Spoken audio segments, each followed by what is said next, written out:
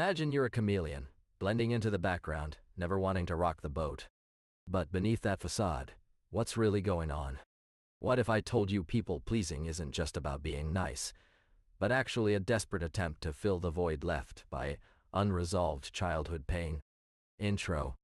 In this video, we'll explore the hidden dynamics behind people-pleasing and how it's connected to our past. We'll examine how emotional neglect, childhood trauma, and toxic relationships can shape us into people-pleasers as adults. You might be surprised at just how common this coping mechanism is, especially in those who appear to have it all together, but are secretly struggling with high-functioning depression. You see yourself constantly adjusting your schedule to fit in with others, often sacrificing your own needs in the process. You're always on, never showing signs of weakness or vulnerability. But deep down, you're exhausted from playing this role. People-pleasing is a coping mechanism born out of childhood trauma, emotional neglect, and a desperate need for validation. You find yourself constantly saying yes to social invitations, even when your mind is screaming, no. You're exhausted from the mental juggling act, but you can't seem to turn down a request without feeling like you're letting someone down. You crave constant validation and attention from others, constantly seeking reassurance that you're loved and accepted. You might find yourself posting excessively on social media or constantly checking your phone for likes and comments. You have difficulty setting boundaries with others, fearing that saying no will lead to rejection or abandonment. You become a people-pleaser extraordinaire, sacrificing your own needs and desires for the sake of others. You overthink every conversation, analyzing what you could have said differently, replaying scenarios in your head like a broken record.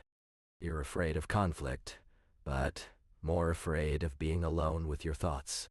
You find yourself constantly seeking external sources of comfort and happiness, rather than cultivating inner peace and self-love.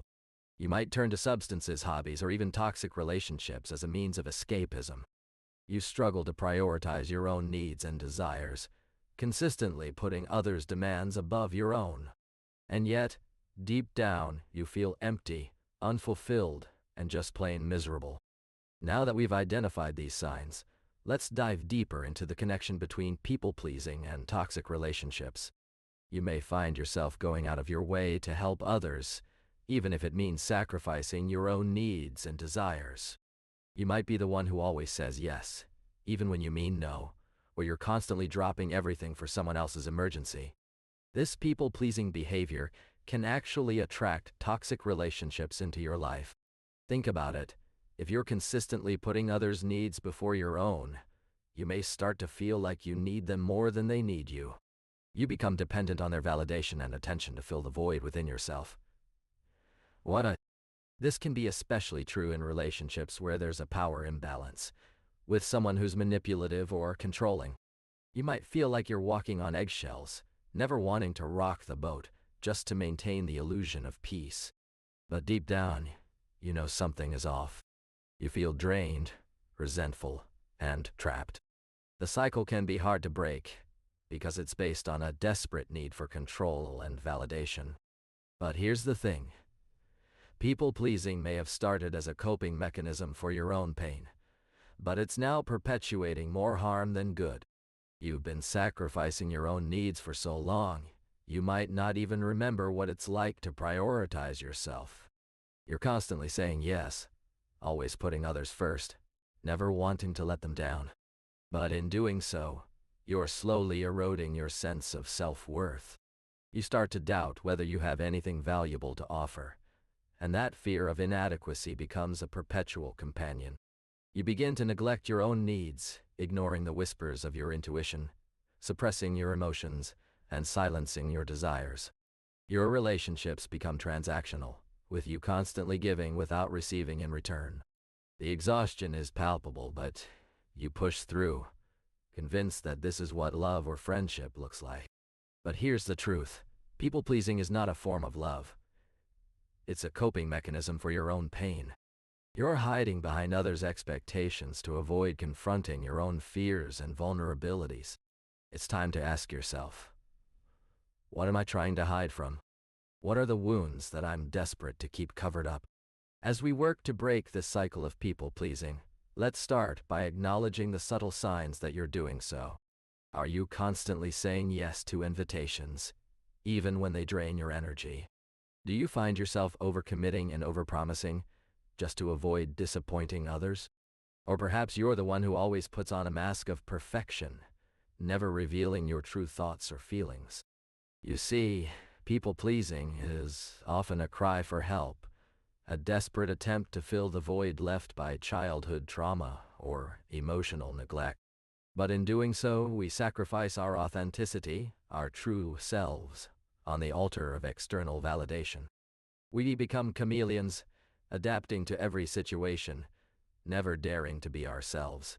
And when we finally crack under the pressure, it's like a dam has burst. All the pent-up emotions come flooding out. Think about it. Have you ever found yourself going out of your way to help someone else, sacrificing your own needs and desires, only to feel drained and resentful afterwards? That's people-pleasing in action. It's a coping mechanism, a desperate attempt to fill the void left by our childhood wounds. But here's the thing. True strength lies not in being able to please others, but in embracing our vulnerability. It's okay to be imperfect, to make mistakes, and to be hurt. In fact, it's more than okay. It's essential for healing and growth. So let's start to cultivate self-compassion, to develop a kinder, gentler relationship with ourselves. Let's learn to let go of the need for external validation, and instead, find our worth in who we are, flaws and all. As we wrap up this conversation, remember that people-pleasing is not a strength, but a coping mechanism. It's okay to say no. It's okay to prioritize yourself. And it's okay to seek help. You are not alone in this journey. In fact, you're part of a community that understands the weight of emotional labor. If you've related to anything we've discussed today, I want to encourage you to take small steps towards self-care and boundary setting. Take care of yourself, prioritize your needs, and know that help is available when you need it. And if you found this video helpful, be sure to subscribe for more content on emotional healing, mental wellness, and personal growth.